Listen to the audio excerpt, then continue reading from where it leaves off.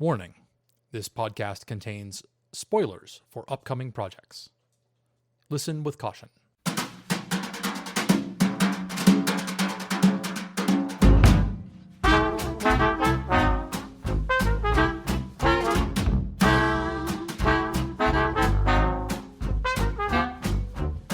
Hello and welcome to Behind the Locked Doors, a thing where sometimes to get us on the air we have to do janky ass shit. I am Scott Paladin. I am working on a horny werewolf audio drama called It Takes a Wolf. Yeah, and I'm Jack, and I'm working on Unspeakable Distance, a spin-off, I'm working on As in West, a spin-off of Unspeakable Distance. Hi, I'm the one on the jank setup today. My Discord on my computer wouldn't connect to Scott no matter what I did, so I am speaking to Scott through my phone and recording myself through my laptop. So we'll see how that goes. Yeah. And Discord wasn't even the first VoIP solution we tried. Like 2 failed right in a row. It's great. Riverside wasn't doing it either. So we'll start with our check-ins. If you don't mind, would you go first? Sure.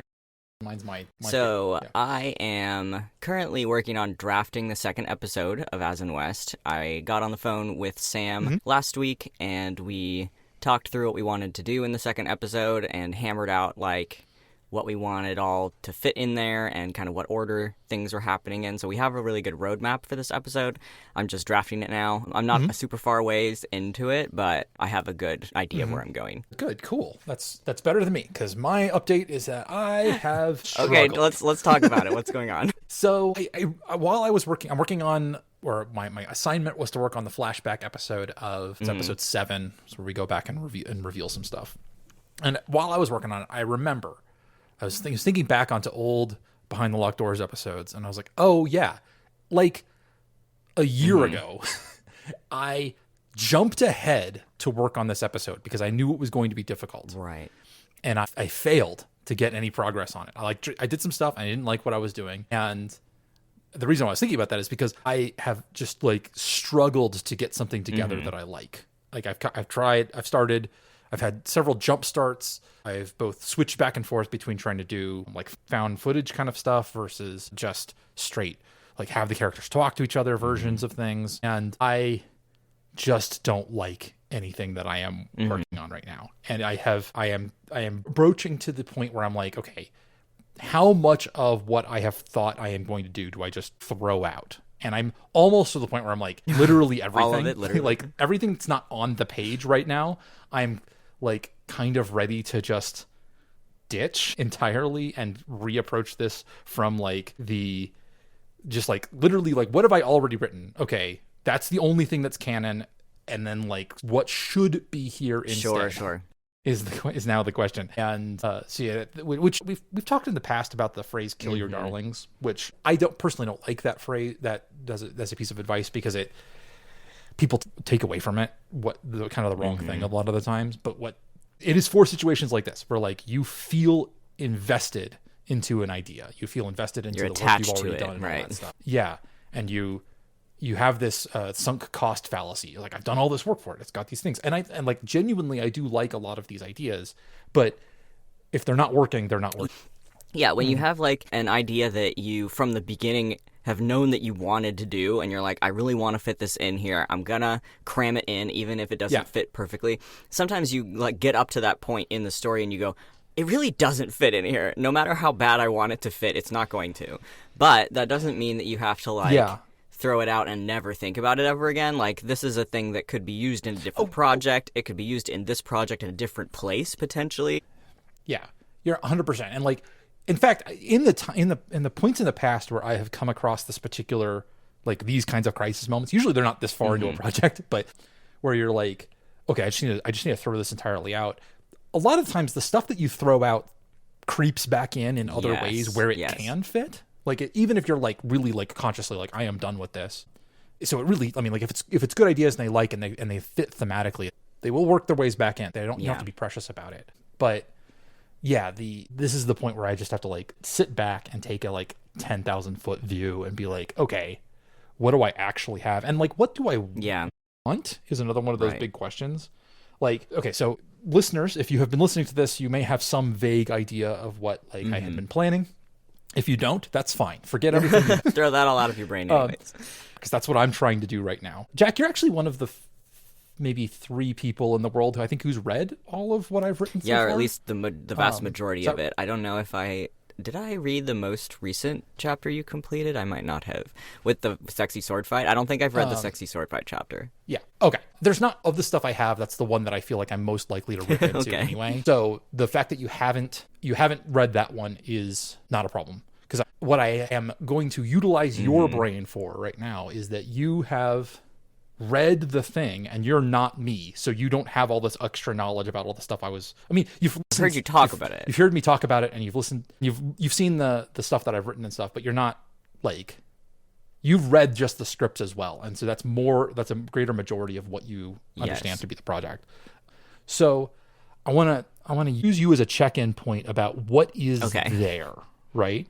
Like as a sort of broad point. So I feel like I've done a decent job bringing in some amount, a certain amount of using the beast as a metaphor for like a version of masculinity, right? And specifically that the narrator treats the beast in a very particular way, right? When the narrator is talking about the beast is a like wild animal, right? Like it's treated as like venal and like the narrator is always saying things like, I let the beast out, which sort of implicates a certain amount of like, I'm holding this animal in check at all times. Yeah, at various points talking about like holding it by the scruff of the neck and stuff like that, and it's often described as like stalking up and down, like pacing and snarling and stuff like that in the background. And, which gives so I've got in there the idea that like the character has a perception of their own, of the beast, right?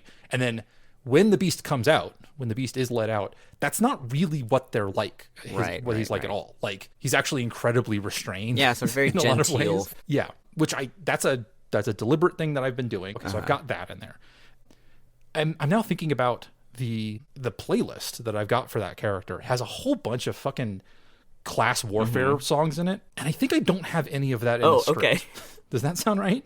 Does that tracks with what you've like? I don't think there's a lot of class. Not a colossal amount. I think you were hitting it a little bit in the like episode where he visits the brothel, but otherwise there's not like a whole ton of that at the forefront, from what I recall. Okay. Then that's something that I am currently missing that I need to look for more ways to work into, and sort of like backstory ideas. That's a place where that really could be the idea of like, I'm just a guy in a system, right? And that there are people with more power than me. Geez. Okay, so sorry, I'm thinking about like the major themes and everything, right? By the way, you don't have like a place to be, right? Like we're not. Okay, good. Yeah, I'm technically on my lunch break, but I don't have any like meetings or anything. Yeah, just let's talk it out. You're not rushing me. I'm not rushing you. Speak your mind. So interesting. Okay, so the one. A place where some of the themes that I have established and a greater understanding of gender dynamics in the real world don't match up is the idea that in a lot of ways I've set up that werewolves aren't not exactly an oppressed class, but they definitely are not treated super. They're not a like privileged class. Like they're not treated like like they're the ones in charge. If this was a more accurate one-to-one thematic mapping, right, then like werewolves would run the world, which I don't want to do because, that would require me fucking rewriting the entire goddamn script. Not going to do that. And I'm okay with the sort of looser ideas. Like a thing doesn't have to be a one-to-one thematic element, right? Like you don't have to say like, this is what this character is, but you can say that like this character's relationship with this other element is emblematic of a gender dynamic or a way somebody might think about their own gender stuff without werewolves being men is like a 100% true thing throughout the rest of the thing. So that's okay.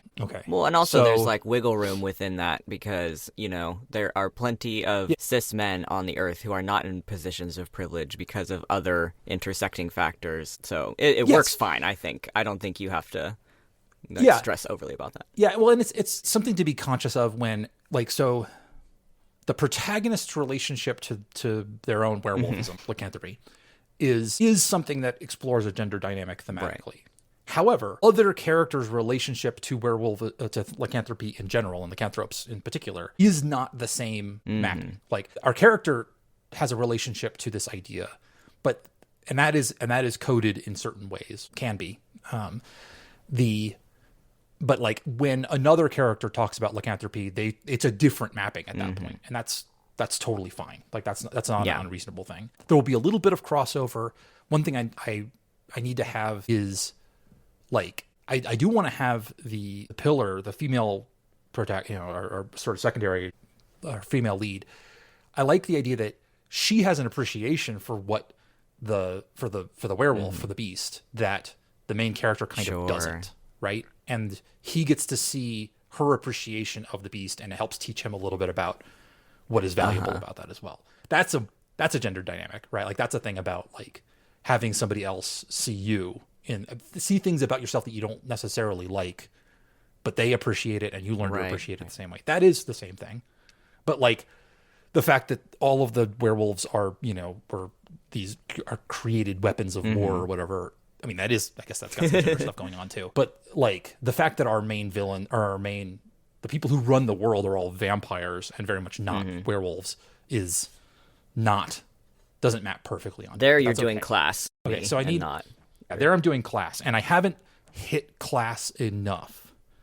So class probably needs to be a bigger part of the backstory than I had previously thought. And so maybe setting all of this in the war is a bad idea. Maybe this was a thing that the war happened, right? And it's part of the general backstory, but it's not part of the particulars of why our main character is doing. Interesting.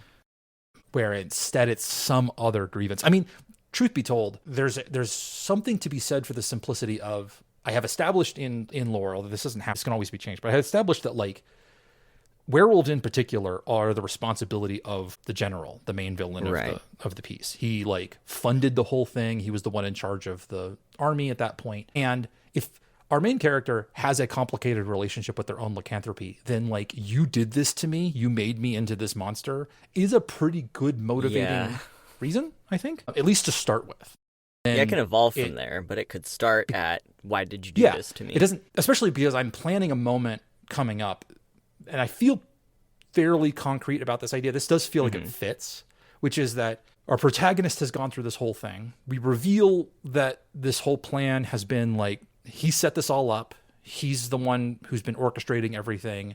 And now he's kind of like within grasp of like taking things, he's like, he's already disrupted the Blackwoods a lot. He's, he's, blah, blah, blah, blah. He's got this plan. He's like ready to action on it. But when he finally meets like the real pillar, the person, the changeling beyond her own projection of her, the way she presents, and they finally connect, and he goes like immediately ride or die on her. He's like, okay, you and me, we're done. And to the point where, I want to make a clear thing of like, okay, this other thing, I'm done.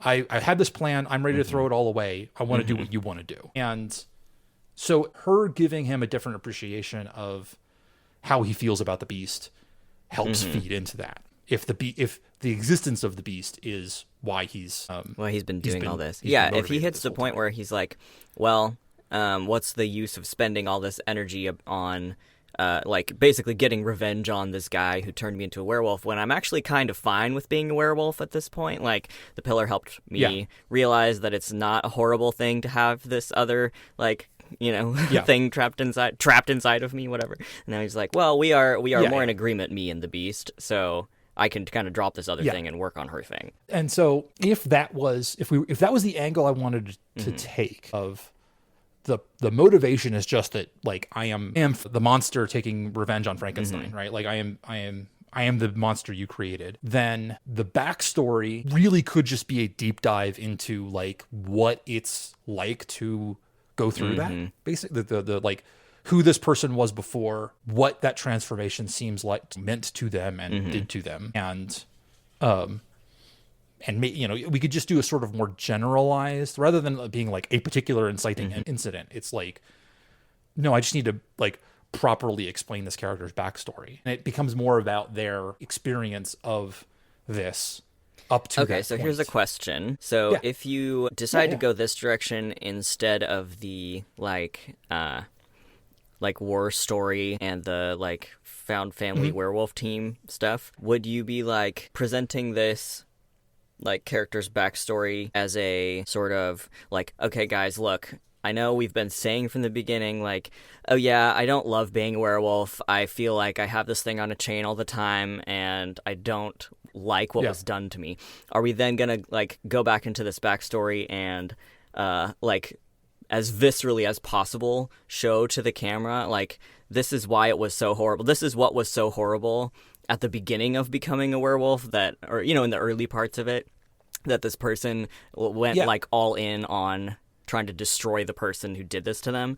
Like, you know, a little bit of the sort of scene setting, like, here's what my life was like before all this shit went down, and then here's why it was, like, literally so wretched that this person was like, I'm gonna drop everything I was already doing and devote my life to destroying this person's life. Okay. Yeah. So yeah, we'd have to either show it or really talk about it, which is essentially, I mean, like, you know, have him report all of these things.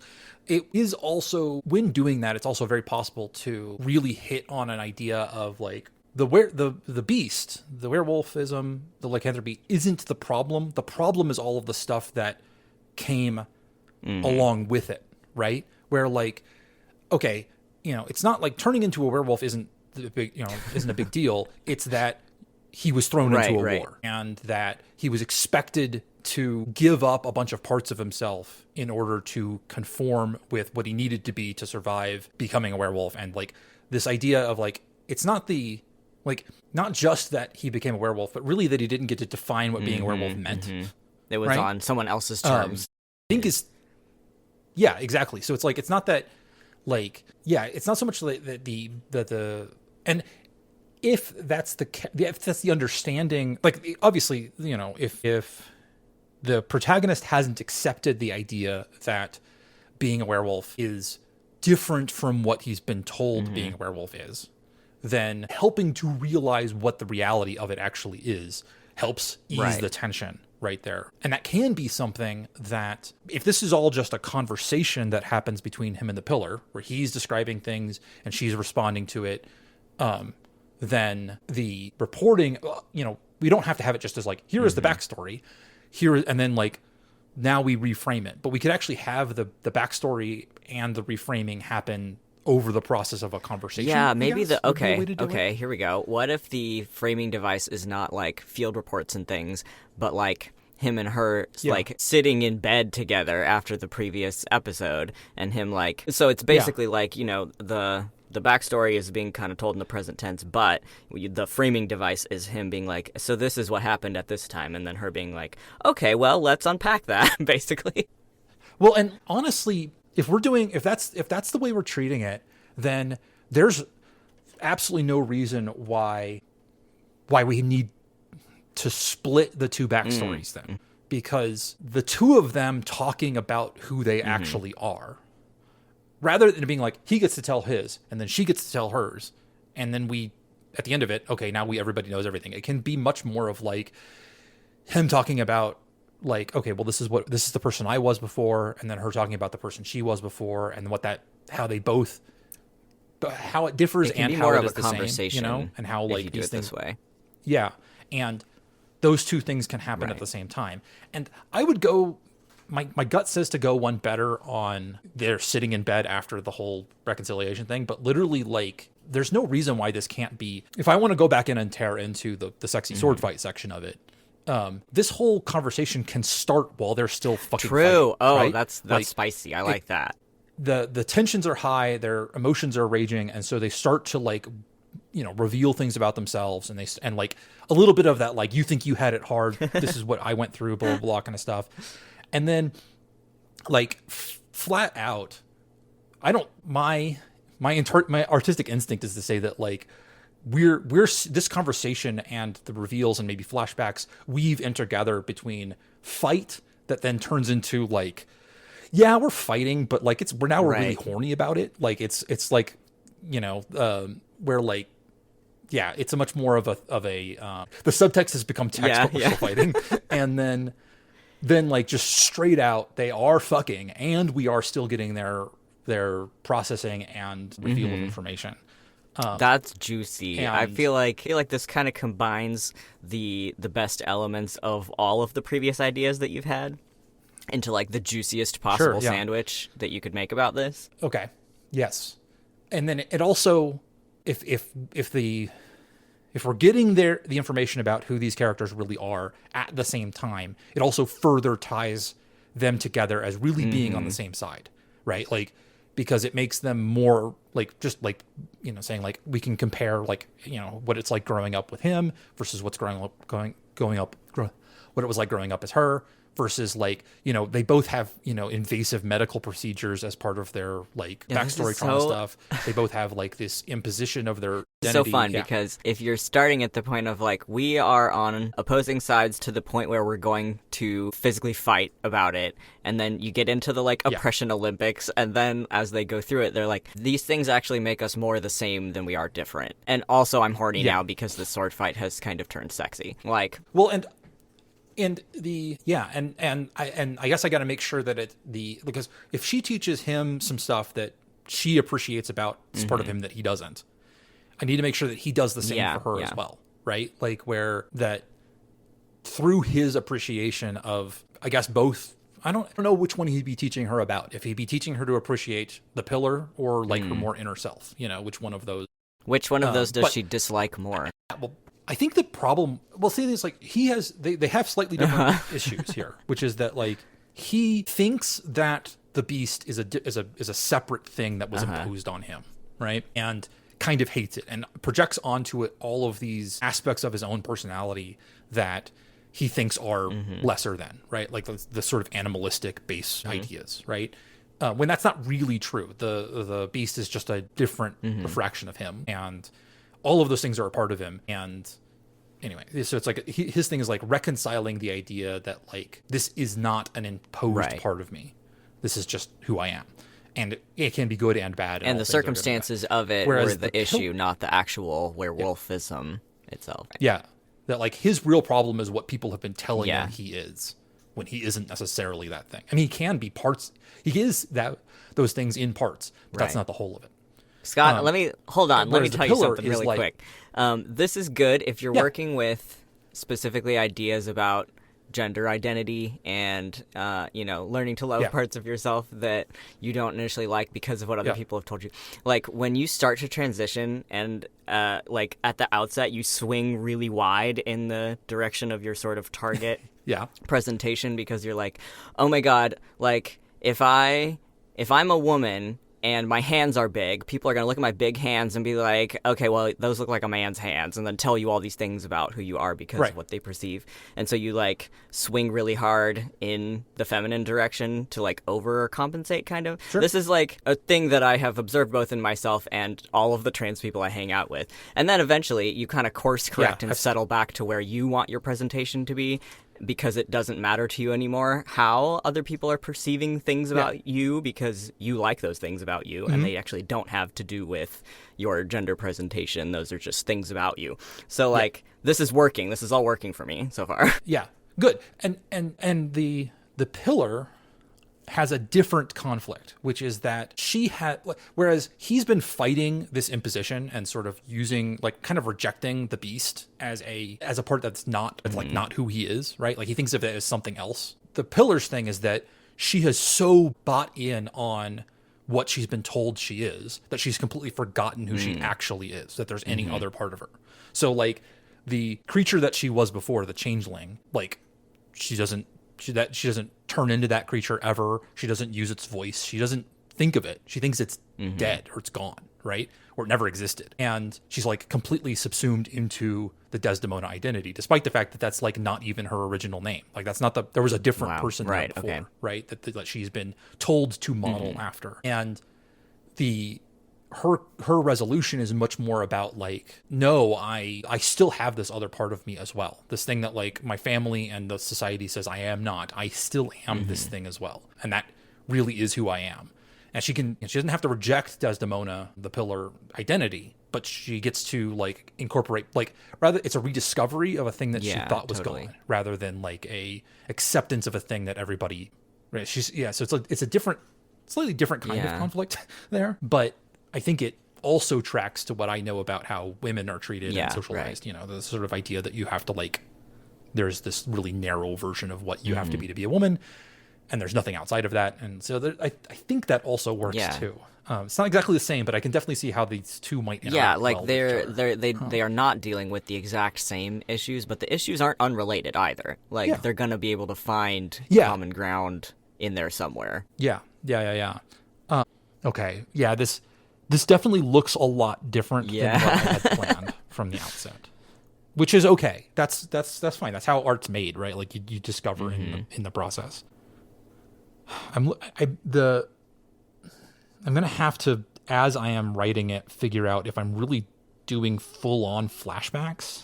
Sure, or just a conversation, like presenting them full on flashbacks versus just having them talk and like revealing information in the course of the conversation. Yeah. Where like I can have their voices in the present, talking about the things in the past, and that basically allows you to treat things like prose. You get to describe things rather than having to show them. We're treating them. But that being said, it is also, it can end up in a situation where people are sort of monologuing at each other, which I'm not sure. I mean, sometimes that the limitations of trying to present it in the, like using it like in this case an audio drama where like we're just going to show we're going to show quote unquote, we're going to let you hear real sections of that can be a whole lot more evocative, kind of bring people to the place where the characters are at the time. The advantage of going full backstory is full flashback.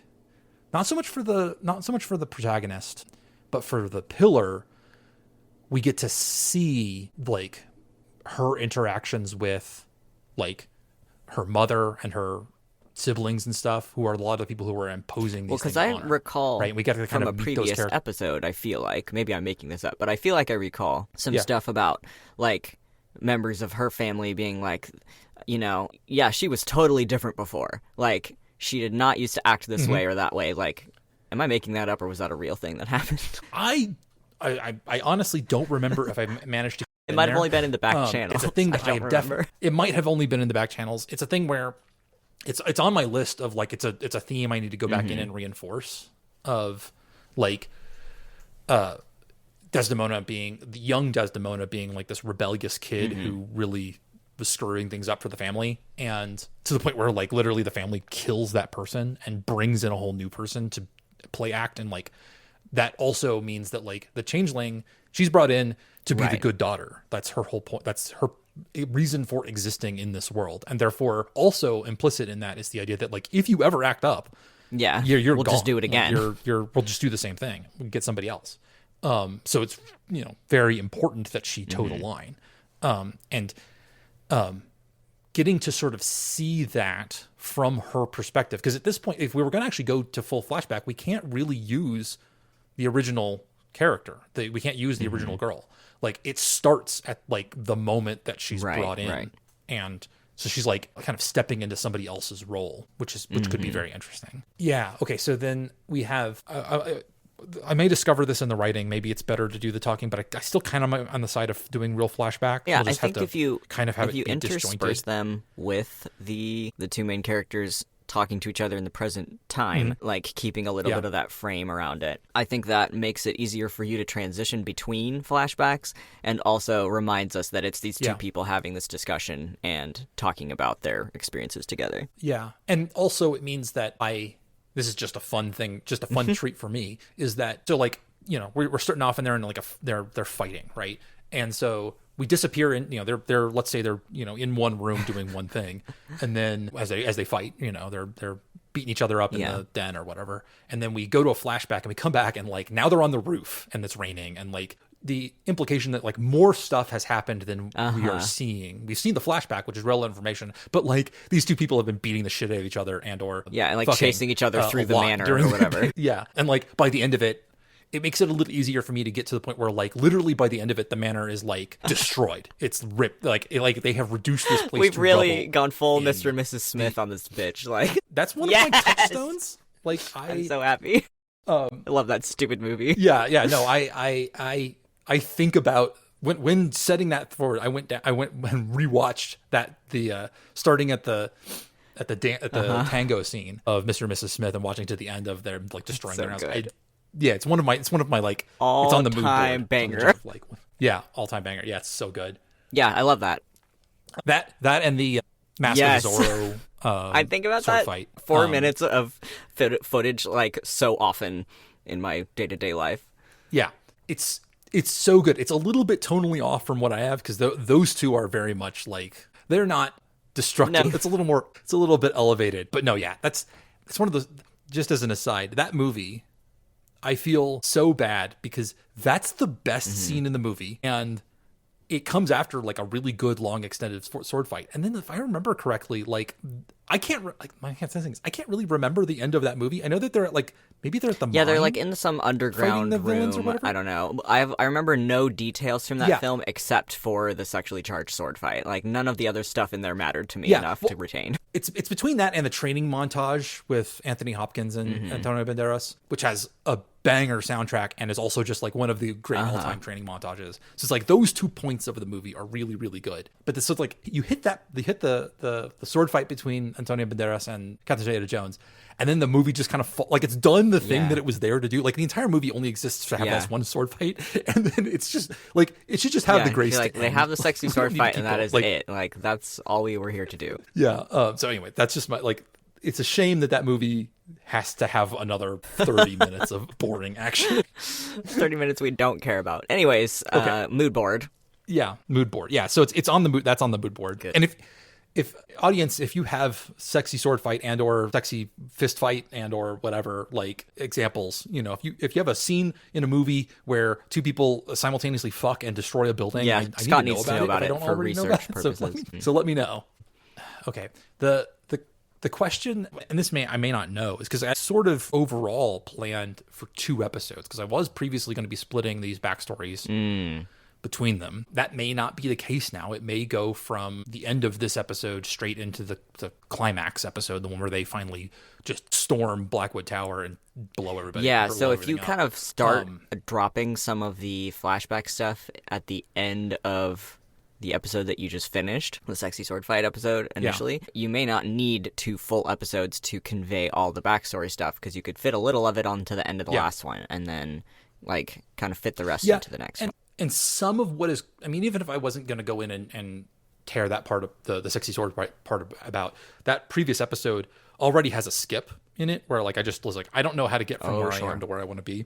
So I just like dropped. So there's maybe there's a point where where the episode break could be a little different. I could have a start at that point in the thing. And it could also just be maybe I still do have 2 characters worth of backstory to throw into somewhere between 4 and 7,000 words. Maybe a little tight, so maybe it really does get split out, and I find a natural break point where maybe you have 1 full episode of them fighting, and then we start the next episode, and like now we've transitioned into fucking, and the sort of resolution.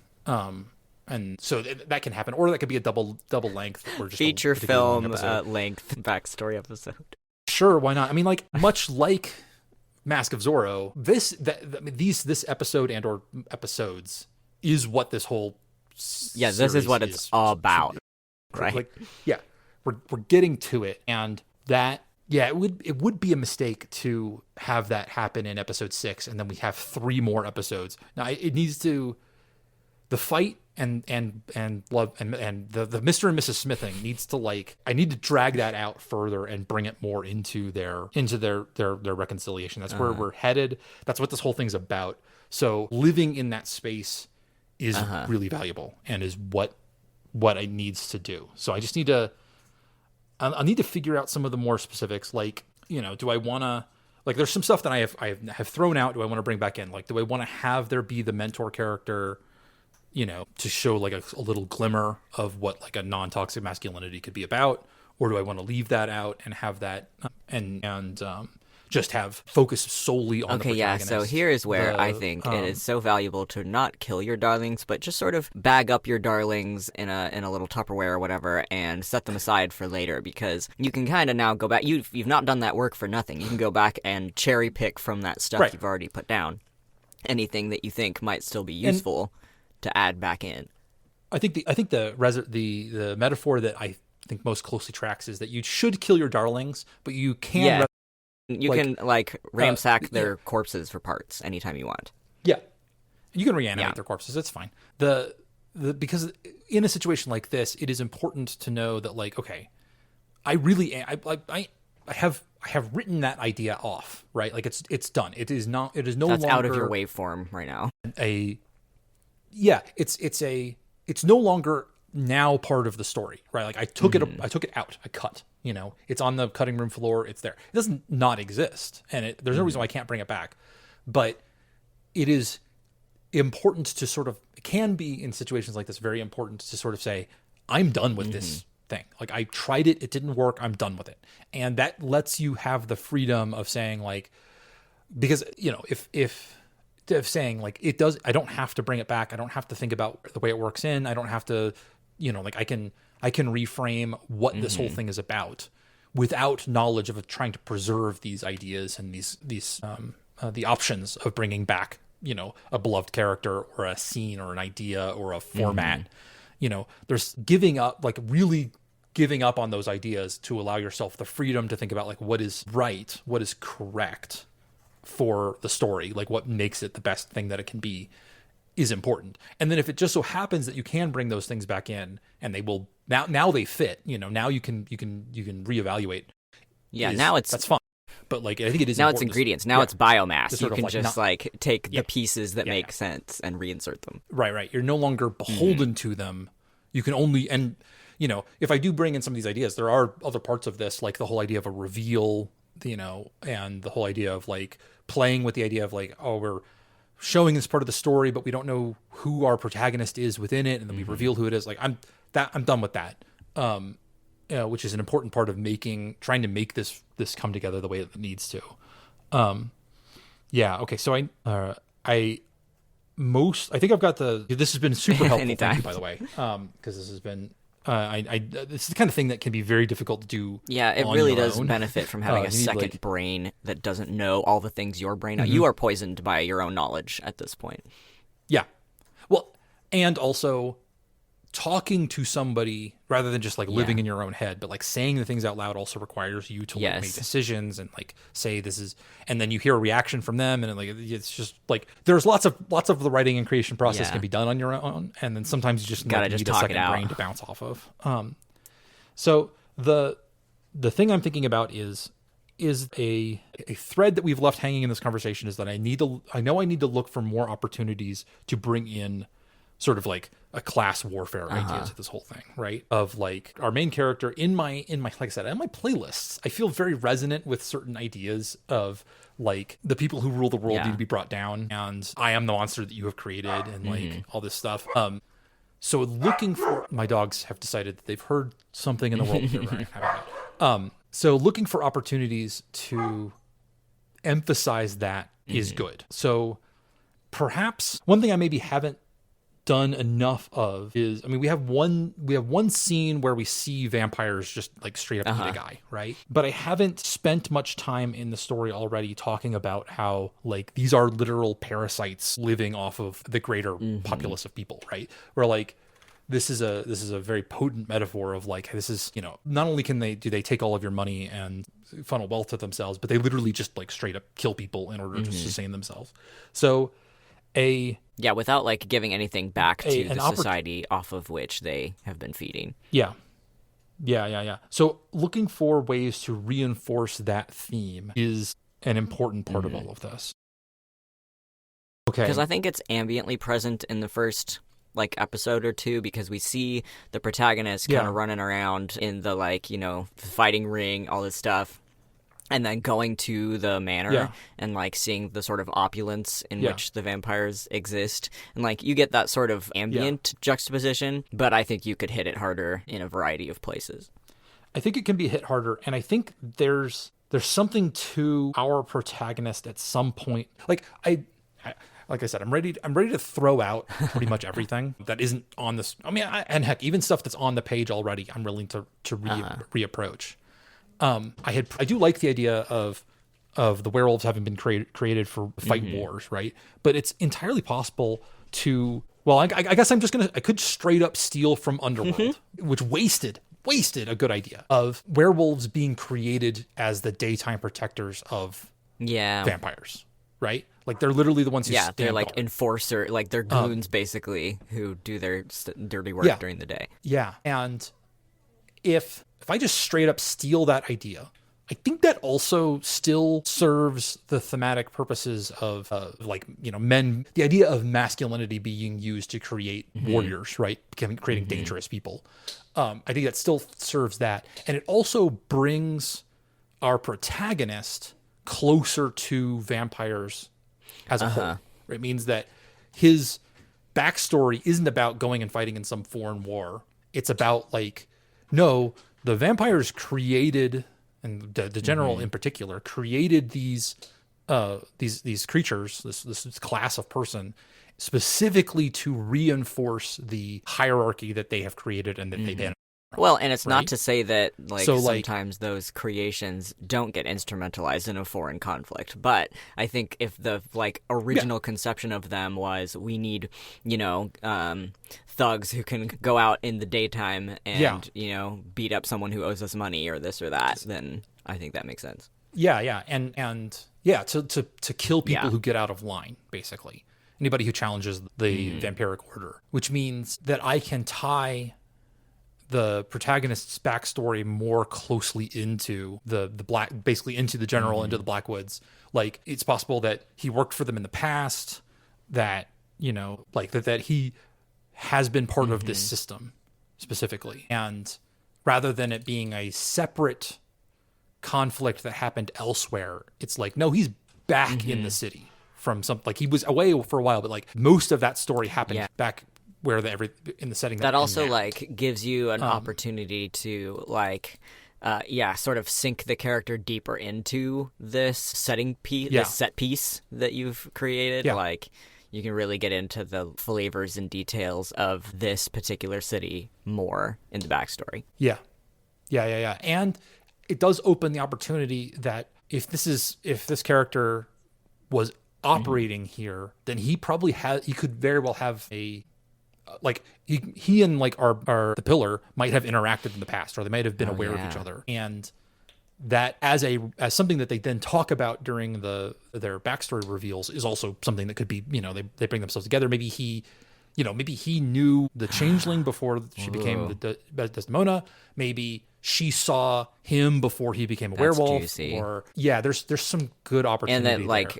If I just talk. Right, and then them realizing, oh my god, we could have known each other much sooner if we had not been sort of ships in the night on all these previous instances. Yeah, that's good.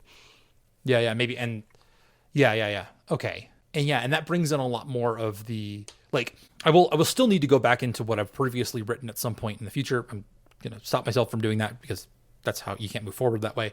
But there needs to be more. I need a more thematic undercurrent of the class conflict I need that theme to be strengthened. So I need to look for more opportunities to have our character talk about that and show that which side of that conflict he's on, and that conflict is important to him. That because for example, he goes and talks to his accomplice's mom at one point, and goes to the slum part of the city where all of the goblins have been shoved off to, and there's absolutely an opportunity in places like that for him to make it clear that he hates this system as well. He did, it's not some dispassionate oh, this is just how things are, but he feels a kinship to goblins because of how they get treated and how he feels that the society has treated him. So there is more of that thematic stuff that will happen elsewhere, but I think there's some good opportunities within this episode to also do it and sort of establish that shit. Yeah. Okay. I feel a lot better about this than I felt. You have been wrestling with the Starship Troopers episode of this show for a calendar year. Yeah. Basically, this was an idea, and this comes from some idea, some other media. The original thing that I wanted to do was Lucky Number 11. That has a reveal, that has a backstory, a flashback, and all this stuff, and you get this. And so that's stuff that I had just ported over from a different idea, with sort of my source material, not exactly source material, but it's like the inspiration material that came from the mood board. You know, that was something that was originally part of this. But I think as it has gone on is that I didn't ever reevaluated whether or not I wanted to do that idea. Like, I wanted to do that, but I didn't necessarily. Yeah, but I didn't. If I wanted it, if it really fit as part of the story that I actually was telling. And so just stepping back and saying, okay, like that's gone, give that up. What does it look like? And I think this version is better. I think it's definitely going to be easier to produce. Like, well, sure. Yeah. That's true. Yeah, absolutely. But it's also when evaluating the old plan and evaluating the new plan, old one, for 6 episodes, we have been lockstep with the point of view of our main character. We've been inside his head. We've been hearing his thoughts. We've been hearing him argue with himself, right? And then so the story is ostensibly about, you know, his the things that are happening in the world, but it's really about like living inside this guy's head. And I thought that moving outside of that character's head for an episode or 2 episodes would be sort of a refreshing change and like a discombobulating thing. But I think it really is just like, I thought it might be like, oh, this is a fresh perspective on stuff and it will allow us to see this character more clearly. But the truth is that doesn't work. It's just a different thing. Like, it's just, it makes the story not about him and his relationship and thoughts and stuff like that. Moving into an episode that is just straight up about his, still about his thoughts and his relationship, but then now we get the second character. We get Desdemona. We get to see, okay, here's a darling that I might want to resurrect. If I still split this, if I make a cut in the middle of the fight to fucking section where we're also getting the reveals, could I have one of the halves of that be told from Desdemona's view? That's what you're saying. She takes over the narration, and we hear the same thing that we would hear for the werewolf and the main character, where she has a narrator voice and an external voice. And so for the first time in 6-7 episodes, we hear a brand new voice, a voice we have never heard before, narrating her actions. And we see her perspective on the same, you know, now we've switched over and we're seeing the fight and the fucking. Okay, so here's a question. If you do it that way, would it be really important to you for her narrator voice, her internal thoughts voice, to be a different actor, like a different whole voice than the speaking voice of hers that we've been hearing from the beginning?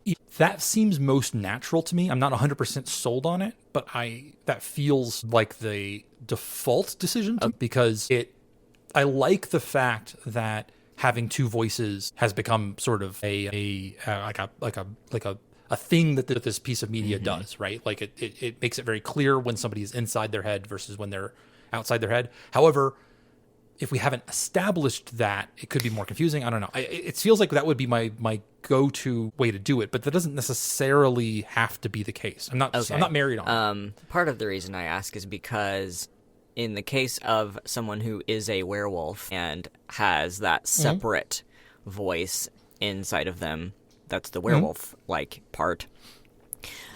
Yeah. Would it make, narrative sense for that to be present for a vampire as well? Because it seems like there's not that same, division inside of the person. Well, so for the pillar in particular, not vampires as a whole, but the pillar in particular, I think I can make it work for lore in the world because she's not really Desdemona. Yeah. She's the changeling. She was a character who was crafted into Desdemona specifically to fill this role. And so there was a person who was there before. And so what you'd be hearing is that person's voice. Okay, so we're going to hear the internal narration is the changeling's voice, so to speak.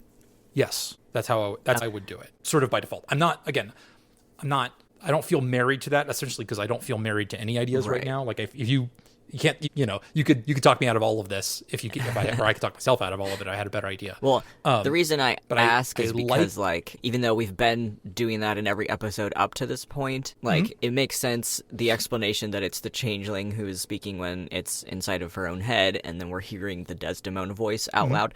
But if the audience doesn't know that, if we know that, but the the average listener is not aware that the voice that we're hearing that's different than her spoken voice is this changeling character who existed before Desdemona, then it might seem like, oh, well, is this just how everyone's heads sound, like a different voice than what they speak out loud? And then I feel like you'd need a third narrator speaker combo like present somewhere to figure out if that's an across the board thing. You'd have to demonstrate it somewhere else, maybe, or not. Like, I'm not your mom. You can do what you want. Or you do.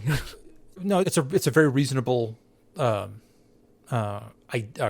right? Of, is this going to be too confusing for the audience? I completely with you on that one.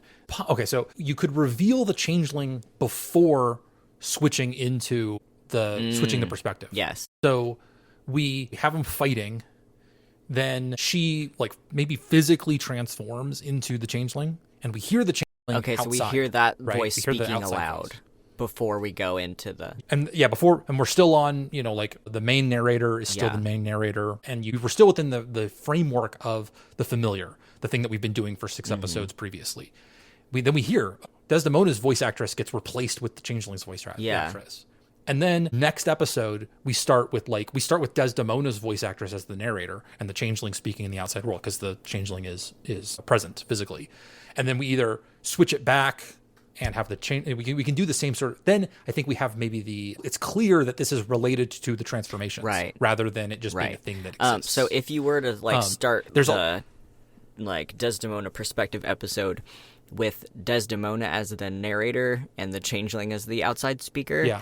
Does that make sense if we are flashing all the way back to before she was Desdemona? Or should it be It depends on the same voice? I mean, maybe I don't know. It depends on how quickly we get to one of those flashbacks. It depends on, and having a narrator in the flashback would make things a lot easier to do. So having the option. Okay, I don't know if this will make it in, but it would be such a sweet moment. Not sweet. Sweet as in fucking kind of twisted. So the if she's a changeling, right? I have ideas about what that means. I'm going to throw those out. Let's go to the idea of a changeling is a creature that can be anything that people need them to be, right? She could be whoever they want. So there absolutely could be a sequence where she is not mocking, or somehow she's talking about she's talking to the protagonist and is I can be whoever you need me to be.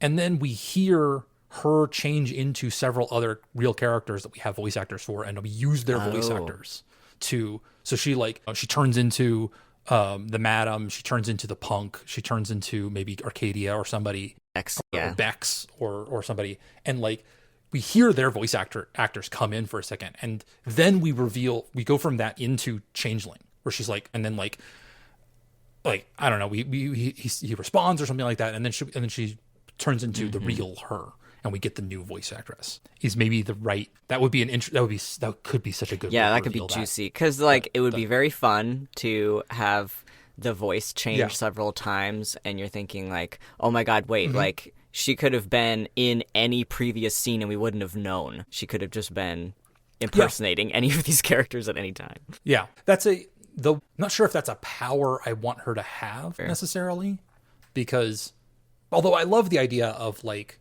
I don't know who I am, I'll be whoever you want me to be. That feels like such a great version of what this character has lost, right? A sense of her own identity. She's and the answer is that the protagonist just wants her to be whoever she actually is, So okay, that does lead into, that being said, there's no reason for her to have this spying power where she could turn into other people elsewhere in the story. But it is a neat moment. I really like it. It doesn't necessarily mean that it needs to happen. But I love the idea that both of them are the idea that the protagonist doesn't understand if Desdemona or the Pillar or the Changeling, this other person, he doesn't know if she likes him or the beast, right? That's one of the conflicts to him, right? If she just needs him for what he can do, or if she actually likes him, and if so, which version of him does she like, is a really good, I like that question, versus the we have her looking at him and being like, he's only ever seen this facade that I've put up. And I don't know if he likes me for that facade or if he would like the real me. And there's it's very juicy, the idea that like both of them have to take the risk. Well, like she has to take the risk of like, here, let me show you who you actually am. And he also has to be like, you know, like, which one of me do you really like? And her response is like, I like all of them. Yeah, like, like all of the you, parts. Like, I like what you know, yeah. That's also really juicy. So, I do like the voice thing. It could be, again, but I don't know. I don't want to cloud people with the idea that she could do that elsewhere. Or, well, I mean, maybe if there was a reason for her to do that changeling.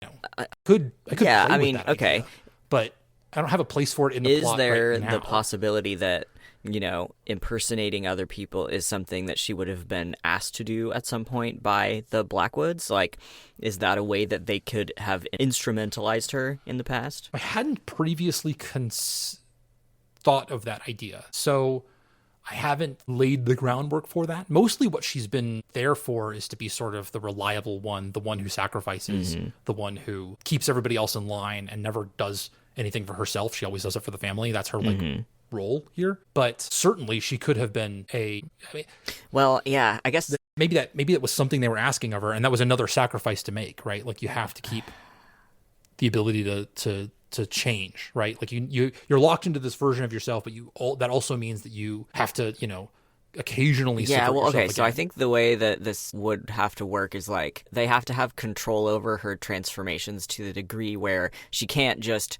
you know, use that power to like sneak out or be herself again when their backs are turned. You know what I mean? Like she would still have to be, her will would have to be so subsumed still that the power can't help her out of her situation. Oh yeah, for sure.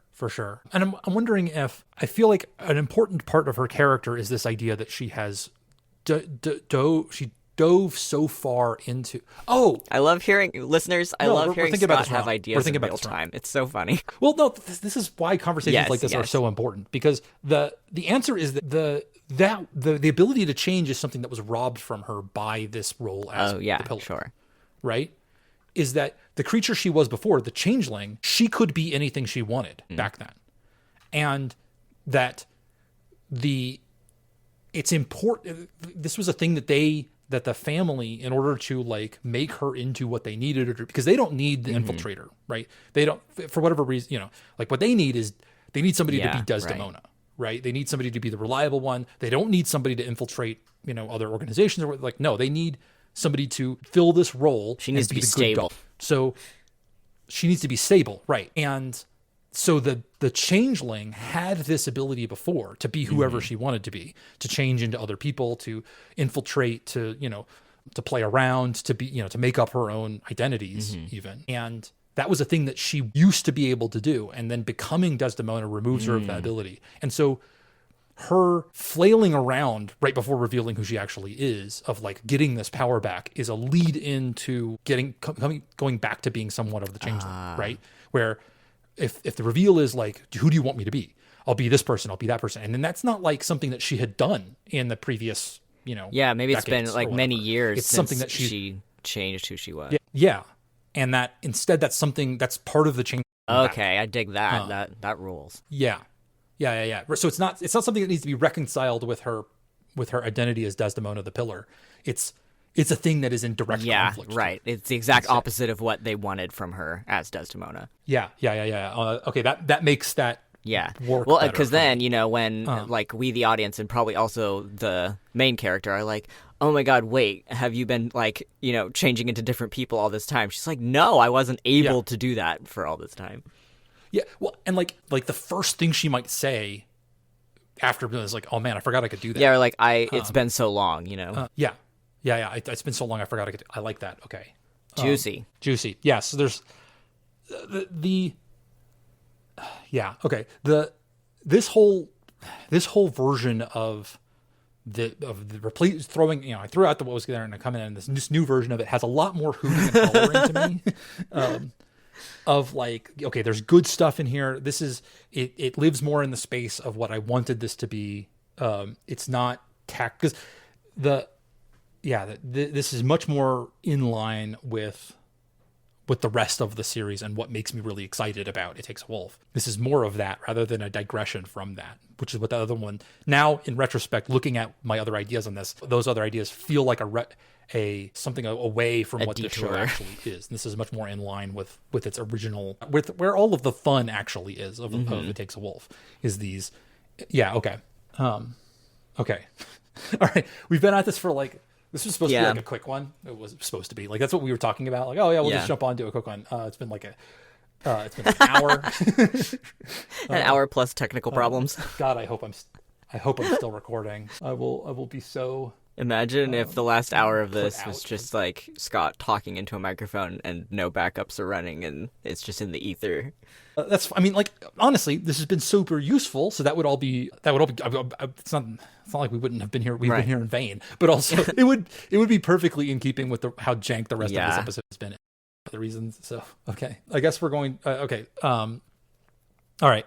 I'm not gonna try to like wrap this up in a little bow or anything because this has just been like we're just working. We're just working through it, but we will, I guess, set some goals.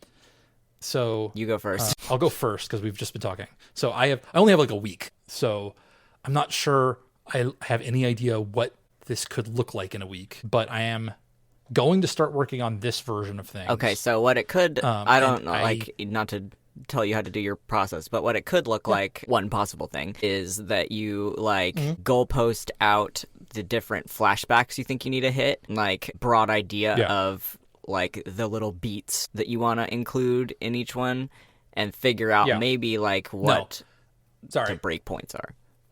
You say that, and my initial response is I'm just gonna go with my gut here, which is to says I need to. You need to pants it. I need to, because I'm coming away from a version of this idea that was I had a lot of ideas about what it was supposed to be, and I want to get away from that as much as possible, at least for this next week. So I am just going to start writing. No goalpost, vibes only. Yeah, vibes only. I'm gonna just go. I'm just gonna start doing stuff, and my goal is to be the thing I want to do is be experimental. Yeah, hell yeah. Because rather than prescriptivist, because I want to see what this needs to be and what feels good, because there are absolutely the times when I have been writing and it has felt good, or the times that I go back and look at it and I go, that fucking rocks. That's like the vibes at the time of writing are important to the vibes that it reads as. So that's thank you for saying that, because it made it very clear. Okay, so you're gonna vibe on this version of events for the next week. Listeners will not be there next week because I have family in town from Japan, so I will be absent from the following week's recording.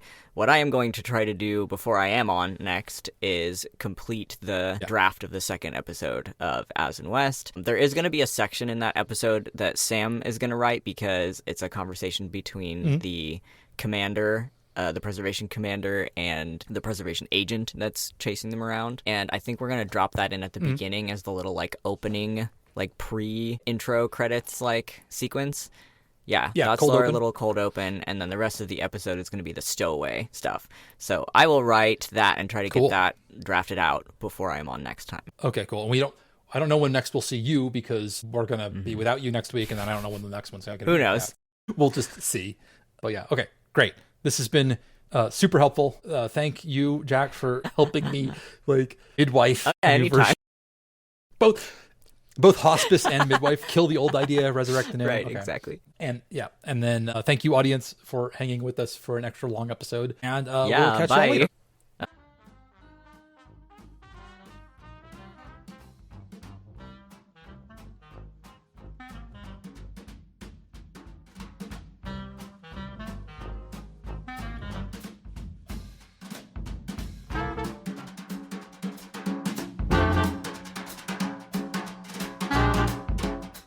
Thanks for joining us. If you'd like to know more about our upcoming projects, head on over to library.horse, where you'll find like a basic website that I threw up in about 5 minutes. If you'd like to support the podcast, head on over to patreon.com/cursedknowledge. And other than that, we'll see y'all in a few weeks. Bye-bye.